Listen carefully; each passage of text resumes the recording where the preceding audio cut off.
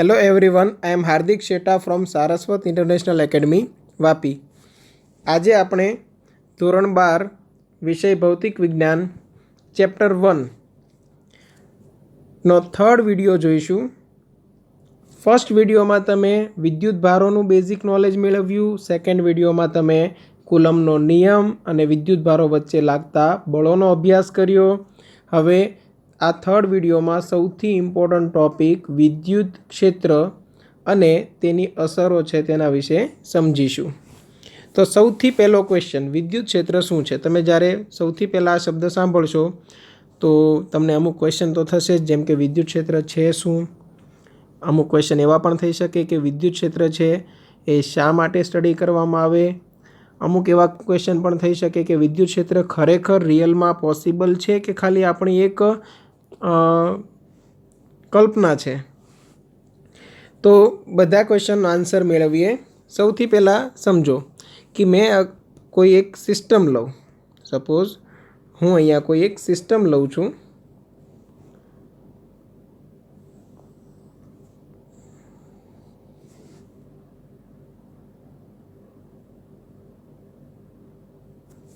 Okay, હવે આ સિસ્ટમના ઉગમ બિંદુ પર હું કોઈ વિદ્યુતભાર મૂકી દઉં, કેપિટલ ક્યુ.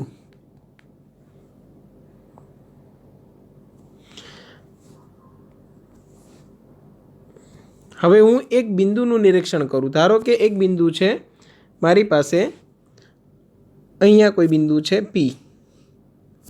હવે હું તમને એમ પૂછું કે પી બિંદુ પાસે શું છે? ખરેખર મેં ત્યાં કંઈ રાખ્યું જ નથી અને તમને પૂછું કે પી બિંદુ પાસે શું છે, તો તમે કદાચ આન્સર આવો આપશો, બિંદુ પી પાસે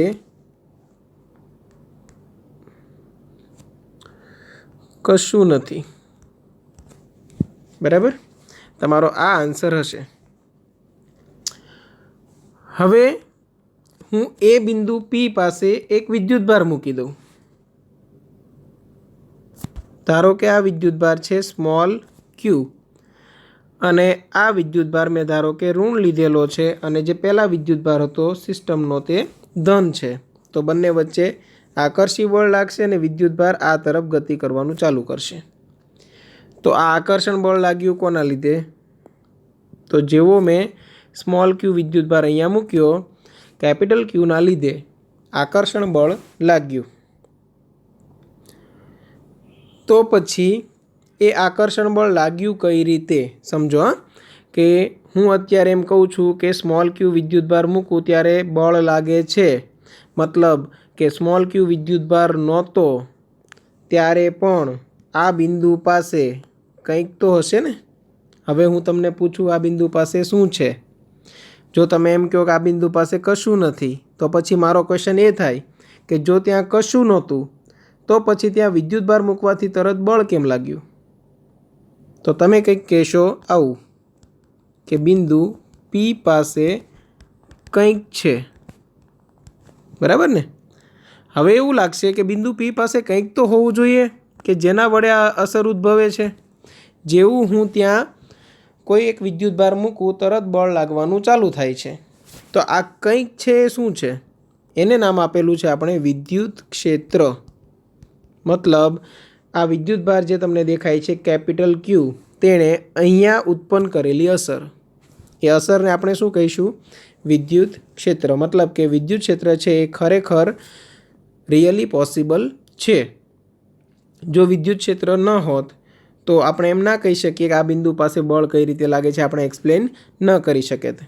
બરાબર. હવે વિદ્યુત ક્ષેત્ર છે તો ભણવું શા માટે જરૂરી? તો તેના માટે પણ આપણે ડિસ્કસ કરી લઈએ. કેમ કે જ્યાં સુધી તમને ખબર નહીં પડે કે આ શા માટે ભણવું જરૂરી છે ત્યાં સુધી તમે ભણવાના પણ નથી. તો એ ડિસ્કસ કરીએ કે આપણી પાસે વિદ્યુત બળ નામની રાશિ છે જે આપણને કુલમના નિયમની મદદથી મળે છે. બરાબર. તો ચેપ્ટર 1 અને 2 સ્થિત વિદ્યુત શાસ્ત્ર છે.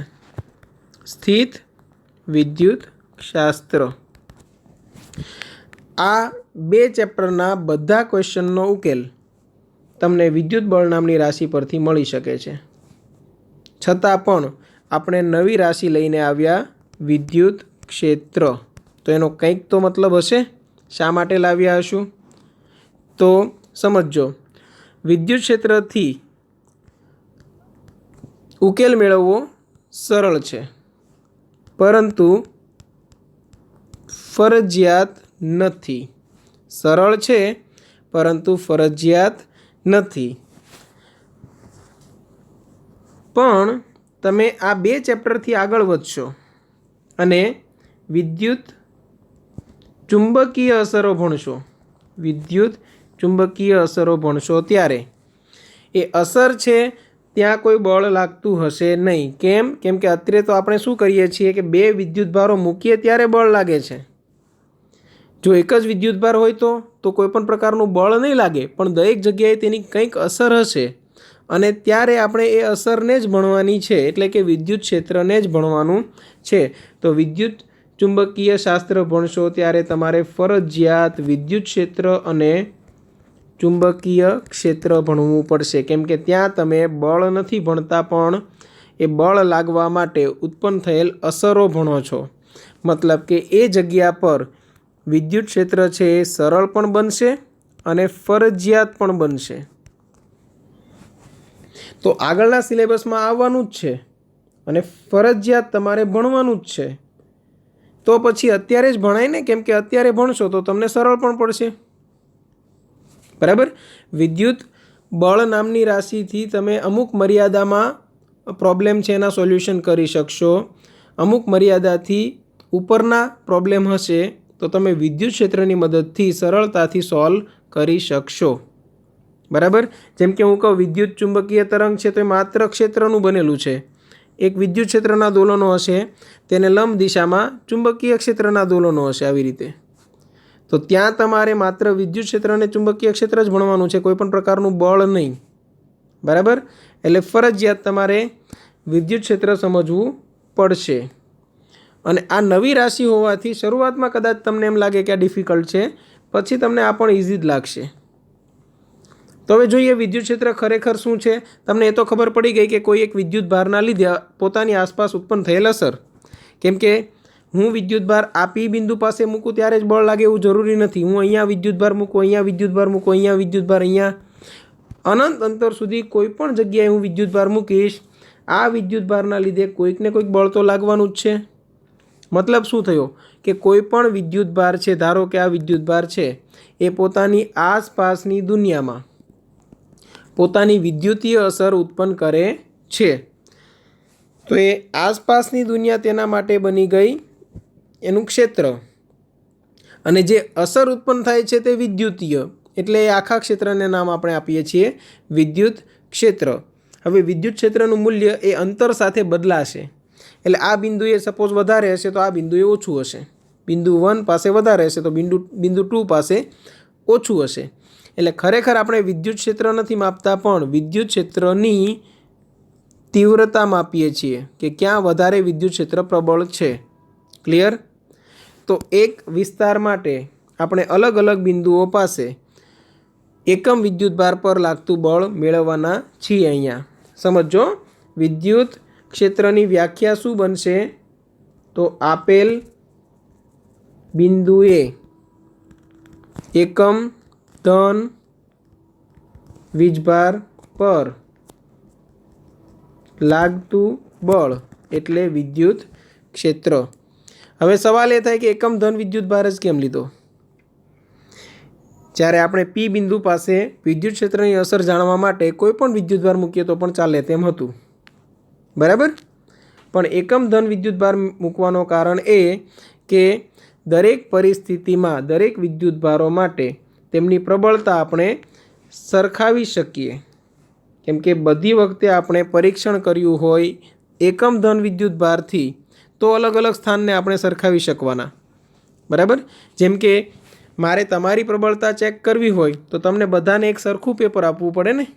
બધાને અલગ અલગ લેવલનું પેપર આપું તો તમને સરખાવી શકું નહીં. તે રીતે દરેક સ્થાનનું વિદ્યુત ક્ષેત્ર મારે સરખાવવું હોય તો દરેક સ્થાન પર મારે એક સમાન વિદ્યુતભાર મૂકવો પડે. તો હું અહીંયા સિલેક્ટ કરું છું એકમ ધન વીજભાર. બરાબર?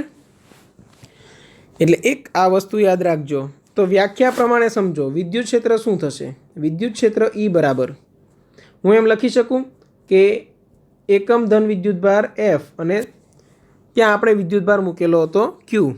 સમજો અહીંયા વિદ્યુતભાર મૂકેલો છે Q, પણ મારે જોઈએ છે એકમ ધન વિદ્યુતભાર પર લાગતું બળ, એટલે F/Q કરવું પડે। તો હવે F શું છે? તો K capital Q small q upon R², અને Rનો શું થશે? એકમ સદિશ છેદમાં સ્મોલ q તો આવવાનો જ, સ્મોલ q કેન્સલ। તો વિદ્યુત ક્ષેત્ર બિંદુવત વિદ્યુતભારના લીધે કેટલું થશે? KQ/R² into R cap. એટલે તમારી પાસે વિદ્યુત ક્ષેત્રના બે સૂત્ર થયા।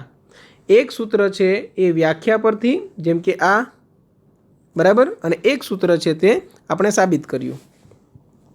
તો આ સૂત્ર તમે ક્યારે વાપરશો? બંને સૂત્ર તમે ક્યારે વાપરશો? એકમ ધન વીજભાર વડે ઉત્પન્ન થતું વિદ્યુત ક્ષેત્ર, બરાબર। હવે પહેલેથી ફટાફટ રિવાઇઝ કરાવું છું, સમજો। વિદ્યુત ક્ષેત્ર નામની રાશિ, તેનો મતલબ શું થશે? એકમ ધન વિદ્યુતભાર પર આપેલ બિંદુએ લાગતું બળ। એટલે આ બિંદુનું મારે વિદ્યુત ક્ષેત્ર જોઈતું હોય તો હું ધારો કે અહીંયા Q વિદ્યુતભાર મૂકું અને તેના પર F બળ લાગે છે, તો હું F/Q કરીશ એટલે મને શું મળી જશે? તે બિંદુ પાસેનું વિદ્યુત ક્ષેત્ર, અથવા તો એમ બોલી શકું તે બિંદુ પાસેની વિદ્યુત ક્ષેત્રની તીવ્રતા। ક્લિયર? ઓકે। બીજું સૂત્ર જુઓ તો KQ/R² ઇન્ટુ R કેપ મળે છે। હવે આ બે સૂત્રમાં આપણને કઈ કઈ માહિતી મળે છે તે સમજો।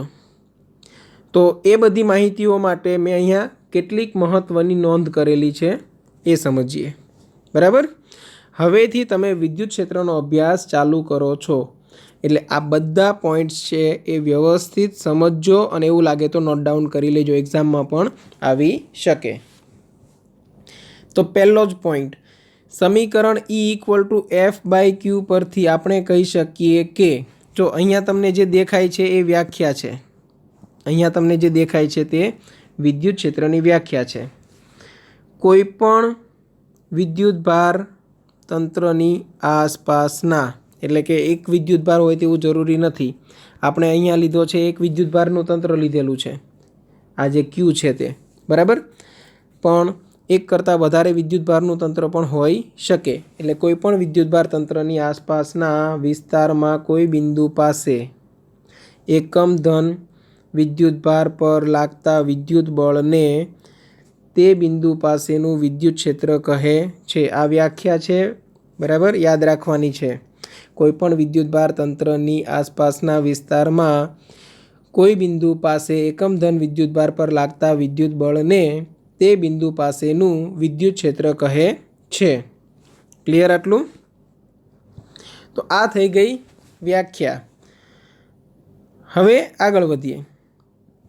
વિદ્યુત ક્ષેત્ર ઉત્પન્ન કરનાર વિદ્યુતભાર કેપિટલ Qને સ્ત્રોત વિદ્યુતભાર, સમજો, જે ઉત્પન્ન કરનાર વિદ્યુતભાર છે કેપિટલ Q, તેને શું કહેશો તમે? સ્ત્રોત વિદ્યુતભાર। અને સ્ત્રોત વિદ્યુતભારની અસરનું પરીક્ષણ કરનારા વિદ્યુતભાર સ્મોલ qને પરીક્ષણ વિદ્યુતભાર કહે છે, બરાબર। એટલે જે અસરનું પરીક્ષણ કરે છે, બરાબર, એવા વિદ્યુતભારને આપણે શું કહીએ છીએ? પરીક્ષણ વિદ્યુતભાર। ક્લિયર આટલું? તો હજુ એક વખત સમજી લઈએ કે ધારો કે મારી પાસે વિદ્યુતભાર છે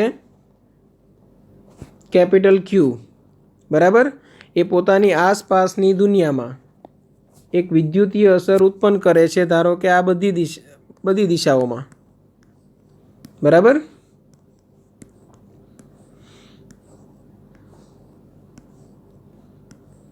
એટલે આને શું કહેવાય? ઉદ્ગમ। તો આને કહેશો તમે સ્ત્રોત વિદ્યુતભાર। પણ આ બિંદુ છે ચોક્કસ બિંદુ P, જ્યાં મારે વિદ્યુત ક્ષેત્ર માપવું છે, તો એ બિંદુ પાસે હું સ્મોલ q વિદ્યુતભાર લઈને આવીશ। સ્મોલ q વિદ્યુતભાર લઈને આવું એટલે એના પર શું લાગશે? બળ। અને બળ લાગશે, બરાબર, તો એ બળ દ્વારા આપણે વિદ્યુત ક્ષેત્ર કઈ રીતે માપીશું? તો કે બળનું મૂલ્ય समझो ए बळ द्वारा विद्युत क्षेत्र मापीए छीए बळनुं मूल्य छेदमां आपेलो विद्युतभार बराबर। हवे आमां एक खास वस्तु नोट करजो कि स्मॉल क्यूનું किंमत जो વધારે લેત તો બળની કિંમત પણ મને વધારે જ મળે, પણ બંનેનો જે ગુણોત્તર છે એ મને હંમેશા શું મળશે? એક સ્થાન માટે અચળ, અને એ અચળ પદને આપણે શું કહીએ છીએ?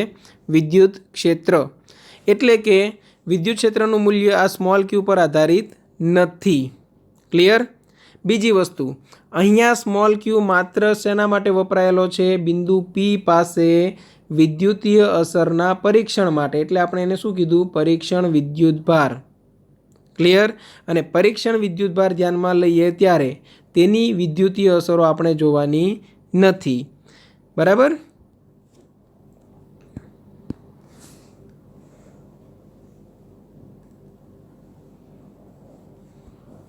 ચાલો, તો આ ટોપિક સમજમાં આવી ગયો હશે।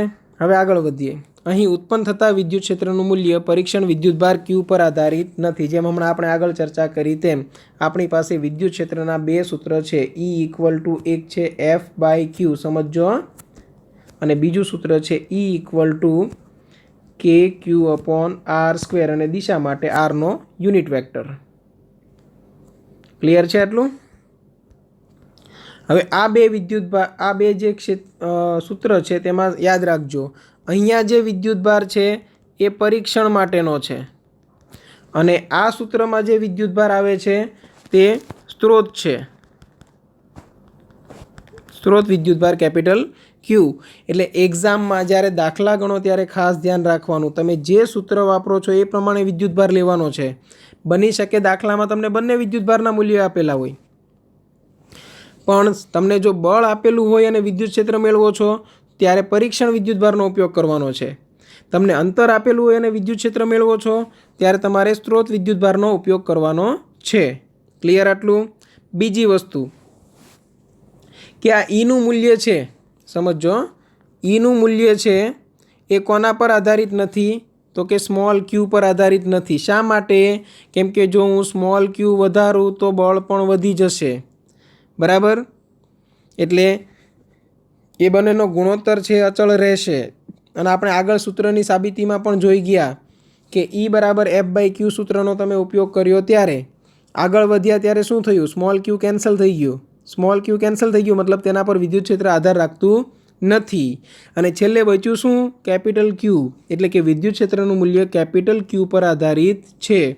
અને બીજું શું બચે છે? અંતર। એનો મતલબ એમ કે વિદ્યુત ક્ષેત્રનું મૂલ્ય એ સ્ત્રોત વિદ્યુતભાર પર તો આધારિત છે જ, સાથે સાથે આપણે જે બિંદુએ વિદ્યુત ક્ષેત્ર માપીએ છીએ તે બિંદુના સ્થાન પર પણ આધારિત છે, એટલે તો સૂત્રમાં R આવે છે। ઓકે, તો ફરીથી વાંચી લઈએ। અહીં ઉત્પન્ન થતા વિદ્યુત ક્ષેત્રનું મૂલ્ય પરીક્ષણ વિદ્યુતભાર સ્મોલ ક્યુ પર આધારિત નથી। બીજું, ઉત્પન્ન થતા વિદ્યુત ક્ષેત્રનું મૂલ્ય સ્ત્રોત વિદ્યુતભાર પર આધારિત છે।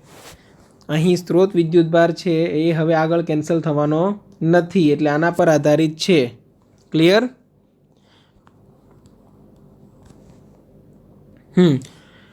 હવે સ્થાન પર પણ આધારિત છે, કેમ કે E સદિશ = KQ/r² એટલે કે વિદ્યુત ક્ષેત્રનું જો હું મૂલ્ય લઉં તો એ ચલે છે 1/r² થશે, એટલે કે અંતર સાથે ફટાફટ ઘટે છે।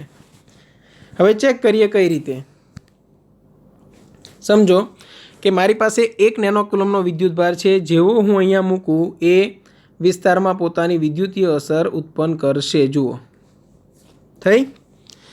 આમાં તમે એક વાત નોટિસ કરશો કે જે રેડ કલરના એરોસ છે એ વિદ્યુતભારની નજીકના વિસ્તારમાં એકદમ ઘાટા છે, જેમ દૂર જાય છે તેમ આછા થતા જાય છે। આ શું બતાવે છે? કે વિદ્યુત ક્ષેત્ર છે એ જેમ અંતર વધે તેમ ઘટતું જાય છે, વિદ્યુત ક્ષેત્રની પ્રબળતા છે એ ઘટે છે। જુઓ, આજુબાજુનો રેડ ઝોન એકદમ ઘાટો છે, ધીરે ધીરે ધીરે ધીરે એ આછો થતો જાય છે, બરાબર? હવે એક સમજીએ એક વસ્તુ કે ધારો કે હું આ સેન્સરને નજીક લાવું, જોજો હા, વિદ્યુત ક્ષેત્રનું મૂલ્ય જેમ નજીક લાવું તેમ વધી ગયું। કેટલું બતાવે છે? 172 વોલ્ટ/મીટર। હવે દૂર લઈ જાઓ તો જો 172 હતું, સાવ નજીક લાવ્યા તો લગભગ 250 અરાઉન્ડ છે, દૂર લઈ જાઓ ફટાફટ ઘટે છે। જો 10, 8, 6, 5, 4, 3, 2, 1 આ ઝીરો ક્યારેય નહીં થાય, ક્યારેય પણ ઝીરો નહીં થાય। ક્યારે થશે? અનંત અંતરે। કેમ કે મેથેમેટિકલી તમે જુઓ તો આ સૂત્રમાં તમે છેદમાં ઝીરો મૂકો, છેદમાં અનંત સંખ્યા મૂકો તો જ આન્સર ઝીરો આવશે, એટલે કે વિદ્યુત ક્ષેત્રનું મૂલ્ય અનંત અંતરે જઈને શૂન્ય થશે। ક્લિયર આટલું? હવે આગળ, ધન વિદ્યુત ભાર માટે વિદ્યુત ક્ષેત્ર વિદ્યુત ભારથી ત્રિજ્યાવર્તી દિશામાં બહાર તરફ હોય છે। સમજો આવું શા માટે? કેમ કે આપણે વ્યાખ્યામાં શું કીધું કે કોઈ પણ વિદ્યુત ભાર હોય, બરાબર? સમજો કોઈ પણ બિંદુએ મારે વિદ્યુત ક્ષેત્ર મેળવવું હોય તો હું શું કરીશ? ધારો કે મેં આ ધન વિદ્યુત ભાર રાખી દીધો, બરાબર? તો વિદ્યુત ક્ષેત્રની વ્યાખ્યામાં જ લખેલું છે એકમ ધન વિદ્યુત ભાર પર લાગતું બળ। હવે મારે આના ફરતે ફરતે મારે વિદ્યુત ક્ષેત્રની દિશા જોવી છે, તો મેં શું કર્યું? અલગ અલગ બિંદુઓએ પરીક્ષણ વિદ્યુત ભારો મૂક્યા। હવે વિદ્યુત ક્ષેત્ર ખરેખર સદિશ કઈ દિશામાં બતાવશે? તો કે +1 કુલમ પર લાગતું બળ, એકમ ધન વિદ્યુત ભાર પર લાગતું બળ। એટલે મેં બધી જગ્યાએ શું કર્યું છે? +1 કુલમ વિદ્યુત ભાર મૂકી દીધો,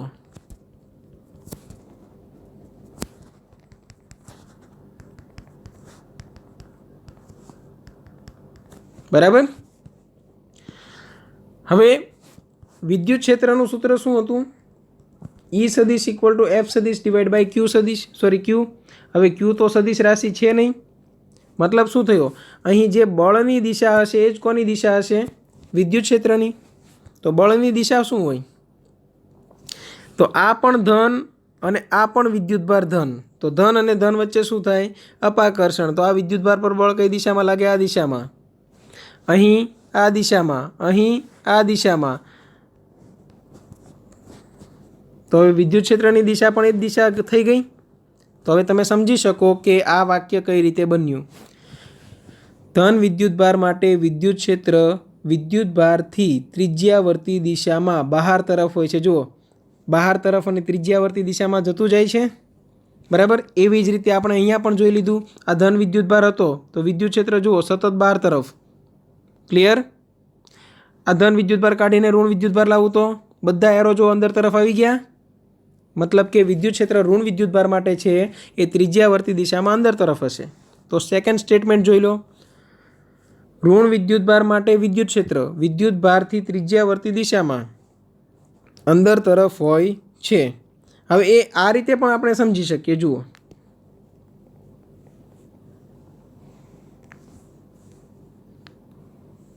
હું અંદર વિદ્યુત ભાર છે એ ઋણ લઈ લઉં, રાખવાનો તો બધા +1 કુલમ જ છે, કેમ કે વિદ્યુત ક્ષેત્રની વ્યાખ્યા પ્રમાણે તો એકમ ધન વિદ્યુત ભાર પર લાગતું બળ। તો હવે બળની દિશા જુઓ, તો હવે ધન અને ઋણ વચ્ચે આકર્ષણ થશે, તો આકર્ષણ થશે તો શું થશે? તો આ બધા પર બળ અંદર તરફ લાગશે। જો મેં ઋણ વિદ્યુત ભાર વચ્ચે મૂકું તો તેના લીધે ઉત્પન્ન થતું વિદ્યુત ક્ષેત્ર આ બળોની દિશામાં હશે, એટલે કે ત્રિજ્યાવર્તી દિશામાં પણ અંદર તરફ। ક્લિયર? એટલે આનાથી બે વાત યાદ રાખવાની કે હંમેશા વિદ્યુત ક્ષેત્ર છે એ ધન વિદ્યુત ભારથી દૂર તરફ હશે, બરાબર? અને ઋણ વિદ્યુત ભાર હોય તો પોતાની તરફ ઉત્પન્ન કરશે। ક્લિયર આટલું? તો આ થઈ વિદ્યુત ક્ષેત્ર રેખાની એક પ્રકારે લાક્ષણિકતા।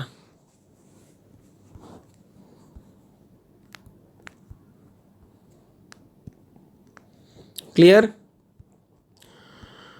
હવે આગળ, ક્યુ વિદ્યુત ભારથી સમાન અંતરે આવેલા બિંદુઓ પર વિદ્યુત ક્ષેત્રનું માન એક સમાન છે, તેથી તે ગોળીય સમમિતિ ધરાવે છે। ગોળીય સમમિતિનો મતલબ સમજો। ગોળીય સમમિતિ એટલે શું? કે ધારો કે હું એક વિદ્યુત ભાર અહીંયા મૂકું છું, તો ત્યાંથી સમાન અંતરે આવેલા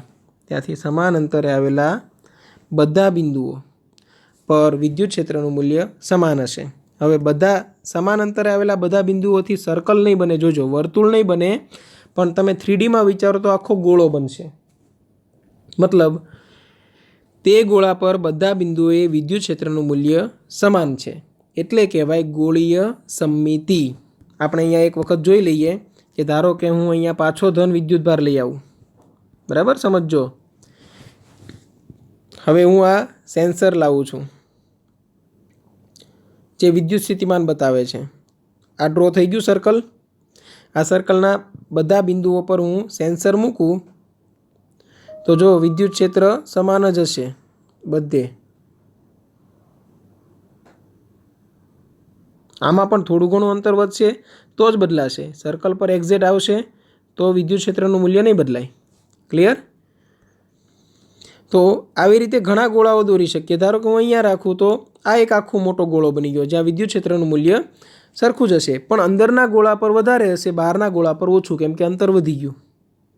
ક્લિયર આટલું?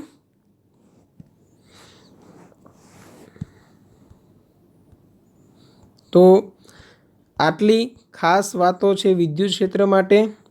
મહત્વની નોંધ એ યાદ રાખવાનું છે। હવે આવીએ વિદ્યુત ક્ષેત્ર રેખાઓની લાક્ષણિકતા પર। એક્ઝામ માટે આ ક્વેશ્ચન મોસ્ટ ઇમ્પોર્ટન્ટ છે। તો અમુક વસ્તુ મેં રિપીટ પણ કરેલી છે, કેમ કે વિદ્યુત ક્ષેત્ર રેખાઓની લાક્ષણિકતામાં તમારે પાછા એ લખવા પડશે, બરાબર? એટલે વિદ્યુત ક્ષેત્ર રેખાઓ શું છે પહેલાં સમજી લો। અત્યાર સુધી આપણે ભણ્યા તે વિદ્યુત ક્ષેત્ર હતું। વિદ્યુત ક્ષેત્ર રેખા એટલે શું? તો કે વિદ્યુત ક્ષેત્રનું ભૌમિતિક નિરૂપણ। એટલે કે એક પેપર પર તમે આખું ડ્રો કરીને જો સમજી લેતા હો તો એ સમજવું વધારે ઇઝી બનશે મેથેમેટિકલ સ્ટેપ્સ કરતાં, બરાબર? એટલે વિદ્યુત ક્ષેત્ર રેખા કઈ રીતે બને એ સમજજો। ધારો કે હું એક વિદ્યુતભાર અહીંયા રાખું, બરાબર? એ ધન વિદ્યુતભાર છે અને એક વિદ્યુતભાર અહીંયા રાખું છું ઋણ, અને આના તંત્ર વડે ઉત્પન્ન થતું મારે વિદ્યુત ક્ષેત્ર મેળવવું છે તો કઈ રીતે મેળવીશ? તો હું અલગ અલગ પોઈન્ટ સિલેક્ટ કરું। સમજો કે મેં એક પોઈન્ટ અહીંયા રાખ્યો, એક પોઈન્ટ અહીંયા રાખ્યો, એક પોઈન્ટ અહીંયા, એક પોઈન્ટ અહીંયા, એક પોઈન્ટ અહીંયા, એક પોઈન્ટ અહીંયા, આવી રીતે ઘણા બધા પોઈન્ટ છે। હવે આ પોઈન્ટની વાત કરું તો ધનના લીધે બહાર તરફ વિદ્યુત ક્ષેત્ર એટલે બળ આપણે જોવાનું છે ને, બધી જગ્યાએ એકમ ધન વિદ્યુતભાર રાખ્યો છે તેમ સમજી લો। તો ધન વડે અપાકર્ષણ થશે, ઋણ વડે આકર્ષણ થશે। પણ ઋણ વડે થતું આકર્ષણનો એરો જુઓ મેં નાનો બનાવ્યો છે। કેમ? કેમ કે અંતર વધારે હોવાથી બળ ઓછું લાગશે। તો પરિણામી બળ કઈ દિશામાં થયું? બહાર તરફ। આ બિંદુ પાસે જુઓ તો ધન વિદ્યુતભાર વડે બળ આમ લાગશે એટલે એને હું F પ્લસ કહું, F પ્લસ સદિશ। તો ઋણ વિદ્યુતભાર વડે આકર્ષણ બળ લાગશે એટલે એને હું કહીશ F માઇનસ સદિશ। અત્યારે પણ ધન વિદ્યુતભાર નજીક છે તો તેના વડે લાગતું બળ મોટું હશે। અહીં મને પરિણામી બળ કંઈક આવી દિશામાં મળશે, બરાબર? એટલે આ ફાઇનલ F મળી ગયું મને, અને એ જ દિશામાં વિદ્યુત ક્ષેત્ર હોય। ધારો કે હું આ બિંદુની વાત કરું તો ધનના લીધે તેનાથી દૂર તરફ બળ લાગશે F પ્લસ, ઋણના લીધે તેની નજીક તરફ બળ લાગશે F માઇનસ। તો પરિણામી બળ આ દિશામાં થઈ ગયું F। તો વિદ્યુત ક્ષેત્ર રેખા કઈ રીતે દોરવી? વિદ્યુત ક્ષેત્ર રેખા હંમેશા પરિણામી બળની દિશામાં હોય અને પરિણામી બળ કોઈ એક ચોક્કસ જ હોય। તો અહીં હું આના સ્પર્શક બને એવી રીતે વિદ્યુત ક્ષેત્ર રેખાઓ દોરી શકું। એટલે આ આખી એની વિદ્યુત ક્ષેત્ર રેખા બની ગઈ। ટૂંકમાં હું એકમ ધન વિદ્યુત ભારને હું આ બિંદુ પર મૂકું તો એ આ માર્ગ પર ગતિ કરીને ઋણ પાસે જશે, સીધે સીધો જશે નહીં, કેમ કે સતત પરિણામી બળ તેને આ દિશામાં લાગતું રહેશે। ક્લિયર? તો આવી રીતે વિદ્યુત ક્ષેત્ર રેખાઓ ડ્રો કરી શકાય। અહીંયા આપણે સેમ વસ્તુ સમજીએ। મારા કરતાં ડ્રોઈંગ સારું છે એટલે તમને વધારે સ્પષ્ટ થશે। ધન અને ઋણ વિદ્યુતભાર વડે જો ક્ષેત્ર રેખાઓ ધનમાંથી બહાર નીકળતી હશે અને ઋણમાં અંદર આવતી હશે, પછી એ વચ્ચેના પાથથી લો કે કોઈ દૂરના પાથથી લો, સમજ પડી? સેન્સર જુઓ, વિદ્યુત ક્ષેત્રની દિશા જુઓ હંમેશા સ્પર્શકની દિશામાં છે। વિદ્યુત ક્ષેત્રનું મૂલ્ય જે છે તે સ્પર્શકની દિશામાં છે। જુઓ વિદ્યુત ક્ષેત્ર રેખા જે ડ્રો કરેલી છે બધા એરો એ વિદ્યુત ક્ષેત્ર રેખાઓ છે, અને જે સેન્સર છે એ વિદ્યુત ક્ષેત્ર બતાવે છે। તો આ જગ્યાએ વિદ્યુત ક્ષેત્ર જોઈએ તો છે સ્પર્શકની દિશામાં, આ જગ્યાએ જો બહુ ઓછું થઈ ગયું, નજીક લાવો તો વધશે, પણ રહેશે સ્પર્શકની દિશામાં। દરેક જગ્યાએ એરોની દિશામાં જશે વિદ્યુત ક્ષેત્ર। જુઓ ક્લિયર?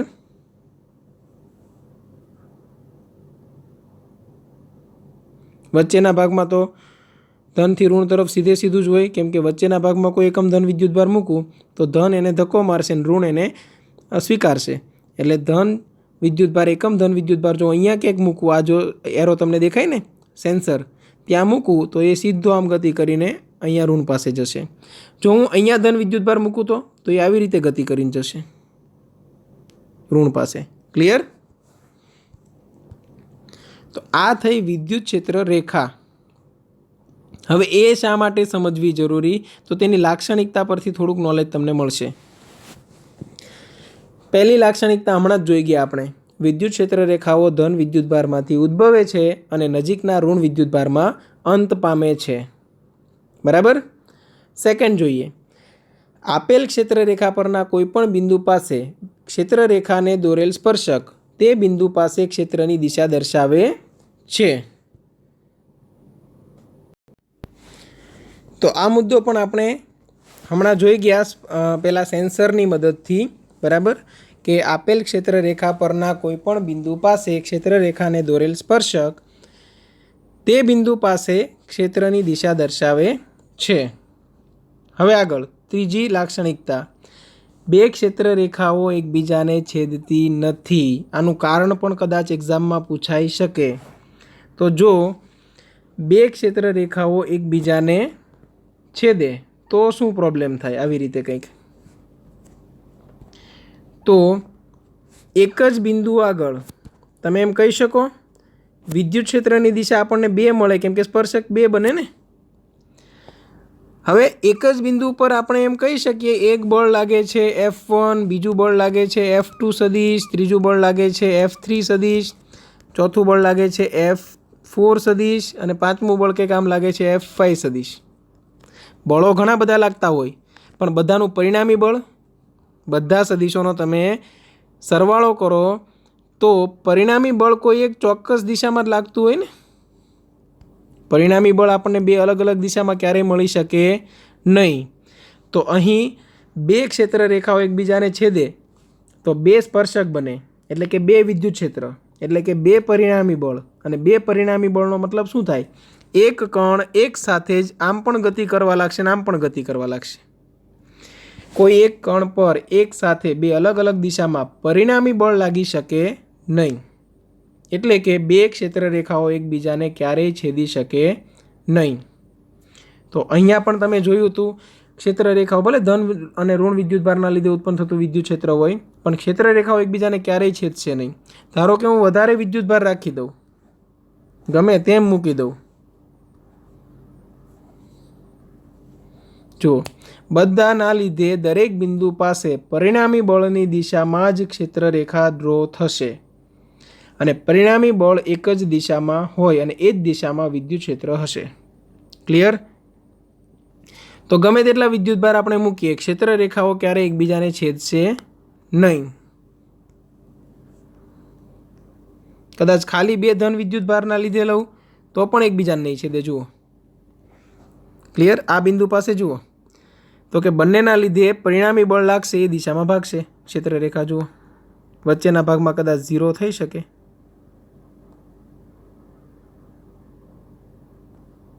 બરાબર?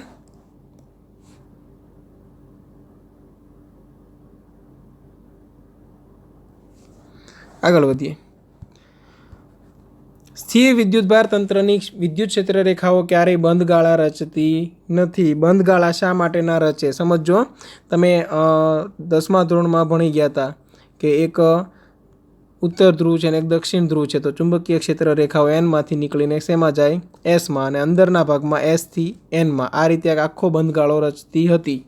પણ અહીંયા ધન વિદ્યુતભાર અને ઋણ વિદ્યુતભારની ક્ષેત્ર રેખા જોજો. અહીંથી ધનથી કઈ તરફ જશે? ઋણ તરફ જશે, પણ ઋણથી પાછી ધન તરફ આવતી નથી. પણ અહીંયા વચ્ચેના વિસ્તારમાં પણ ક્યાં જાય છે? ધનથી ઋણ તરફ જ. એટલે આખો બંધ ગાળો પૂરો થતો નથી, જે અહીંયા તમે જોઈ શકશો. જુઓ. બરાબર? એટલે એક વિદ્યુત ક્ષેત્ર રેખા છે અહીંથી નીકળીને ઋણમાં જાય છે. બરાબર? ઋણમાંથી પાછી ધનમાં નથી જતી. મતલબ કે વિદ્યુત ક્ષેત્ર રેખાઓ બંધ ગાળા રચતી નથી। પાંચમું જુઓ, ક્ષેત્રના કોઈ વિસ્તારમાં ક્ષેત્ર રેખાઓનું યોગ્ય રીતે કરેલું વિસ્તરણ તે વિસ્તારમાં ક્ષેત્રની તીવ્રતાનો ખ્યાલ આપે છે। હવે આ શું પાછું? તો જુઓ, સરળ શબ્દોમાં મેં નીચે લખેલું છે, જે વિસ્તારમાં ક્ષેત્ર રેખાઓ ગીચોગીચ હશે તે વિસ્તારમાં વિદ્યુત ક્ષેત્ર પ્રબળ હશે, અને જે વિસ્તારમાં ક્ષેત્ર રેખાઓ એકબીજાથી દૂર હશે તે વિસ્તારમાં વિદ્યુત ક્ષેત્ર નબળું હશે। કઈ રીતે એ સમજીએ। ધારો કે એક બિંદુવત વિદ્યુતભાર છે, ધન વિદ્યુતભાર, આમાંથી નીકળતી હું ક્ષેત્ર રેખાઓનો અભ્યાસ કરું આવી રીતે, બધી દિશામાં નીકળશે ને,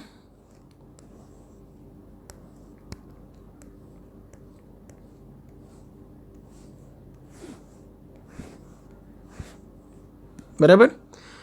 હું અહીંયા એક આવું ક્ષેત્રફળ લઉં તો કેટલી ક્ષેત્ર રેખા પસાર થાય છે? 3। અહીંયા સેમ એવડું જ લઉં તો 2 જ। કેમ આવું થાય છે? કેમ કે અહીંયા ક્ષેત્ર રેખાઓ એકબીજાથી વધારે દૂર છે અને અહીંયા ક્ષેત્ર રેખાઓ એકબીજાથી વધારે નજીક છે।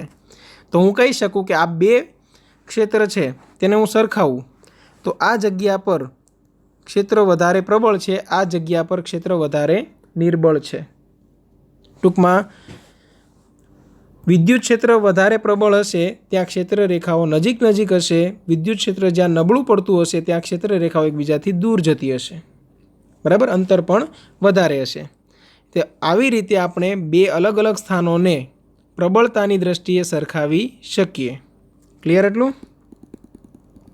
તો હવે બીજા બે વિદ્યુત ક્ષેત્ર છે એને પણ આપણે સરખાવી લઈએ। ધારો કે એક આવું વિદ્યુત ક્ષેત્ર તમને આપેલું છે અને એક વિસ્તારમાં તમને વિદ્યુત ક્ષેત્ર કંઈક આવું આપેલું છે, બરાબર। તો અહીંયા જુઓ, વિદ્યુત ક્ષેત્ર રેખાઓ વચ્ચેનું અંતર ઓછું છે એટલે આપણે કહી શકીએ આ વધારે પ્રબળ છે, અને અહીંયા જુઓ વિદ્યુત ક્ષેત્ર રેખાઓનું અંતર વધારે છે, બે ક્રમિક વિદ્યુત ક્ષેત્ર રેખા વચ્ચેનું અંતર વધારે છે, તો આ ક્ષેત્ર એટલું નિર્બળ છે, બરાબર। એટલે આ બંનેને તમે સરખાવી શકો। ક્લિયર?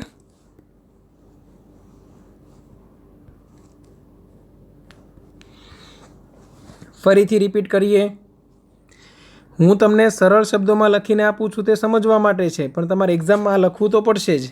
ક્ષેત્રના કોઈ વિસ્તારમાં ક્ષેત્ર રેખાઓનું યોગ્ય રીતે કરેલું વિસ્તરણ તે વિસ્તારમાં ક્ષેત્રની તીવ્રતાનો ખ્યાલ આપે છે।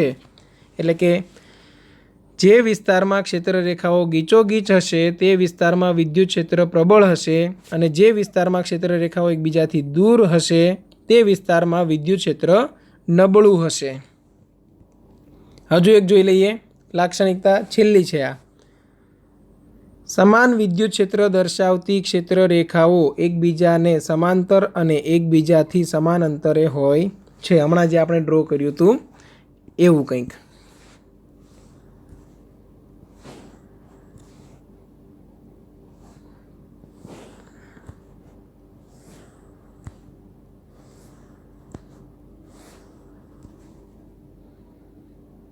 બરાબર।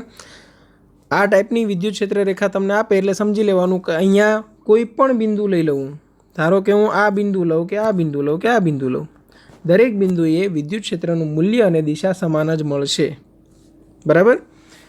તો ફરીથી રીડ કરું છું, સમાન વિદ્યુત ક્ષેત્ર દર્શાવતી ક્ષેત્ર રેખાઓ એકબીજાને સમાંતર અને એકબીજાથી સમાન અંતરે હોય છે। અને આવું જ્યારે વિદ્યુત ક્ષેત્ર તમને આપેલું હોય ત્યારે તમને એમ કે વિદ્યુતભારની ગતિનો અભ્યાસ કરવાનો છે, તો તમે કઈ રીતે કરશો સમજો। હું એક વિદ્યુતભાર મૂકું છું ઋણ અને એક વિદ્યુતભાર હું મૂકું છું ધન। આ જ ક્ષેત્રની અંદર એક ઋણ વિદ્યુતભાર મૂકું છું અને એક ધન વિદ્યુતભાર મૂકું છું। કઈ દિશામાં બળ લાગશે તે સમજો। તો આપણે જોયું તેમ વિદ્યુત ક્ષેત્ર છે કોનાથી દૂર તરફ ઉદ્ભવે? ધન વિદ્યુતભારથી। તો એમ કહી શકીએ કે અહીંયા કંઈક ધન વિદ્યુતભારો આવેલા હશે। કોનાથી અંદર તરફ આવે વિદ્યુત ક્ષેત્ર રેખાઓ? તો ઋણ વિદ્યુતભારમાં। ઋણ વિદ્યુતભારના કિસ્સામાં તમે જોઈ ગયા કે વિદ્યુત ક્ષેત્ર રેખાઓ અંદર તરફ હતી। ક્લિયર? અને ધન વિદ્યુતભારના કિસ્સામાં વિદ્યુત ક્ષેત્ર રેખાઓ વિદ્યુતભારથી દૂર તરફ ત્રિજ્યાવર્તી દિશામાં જાય। ક્લિયર? હવે આ પરથી તમે નક્કી કરી શકો કે ઋણ વિદ્યુતભાર પર કઈ દિશામાં બળ લાગશે। તો કે આ બાજુના જે ઋણ છે તેના લીધે અપાકર્ષણ અને આ બાજુના જે ધન છે તેના લીધે આકર્ષણ. તો આ વિદ્યુતભાર આ દિશામાં ગતિ કરશે. એવી રીતે ધન વિદ્યુતભાર જુઓ તો ધન વિદ્યુતભાર પર આ ધનના લીધે અપાકર્ષણ પણ આ ઋણના લીધે આકર્ષણ, એટલે એના પર આ દિશામાં બળ લાગશે. તો આનાથી હજુ એક વાક્ય આપણે બનાવી શકીએ કે ધન વિદ્યુતભાર પર વિદ્યુત ક્ષેત્રની દિશામાં બળ લાગશે અને ઋણ વિદ્યુતભાર પર વિદ્યુત ક્ષેત્રની વિરુદ્ધ દિશામાં બળ લાગશે. તો ક્લિયર? તો આજે આપણે કેટલું ભણ્યા સમજજો. સૌથી પહેલાં સ્ટાર્ટ કર્યું હતું વિદ્યુત ક્ષેત્ર શું છે તે સમજવાથી.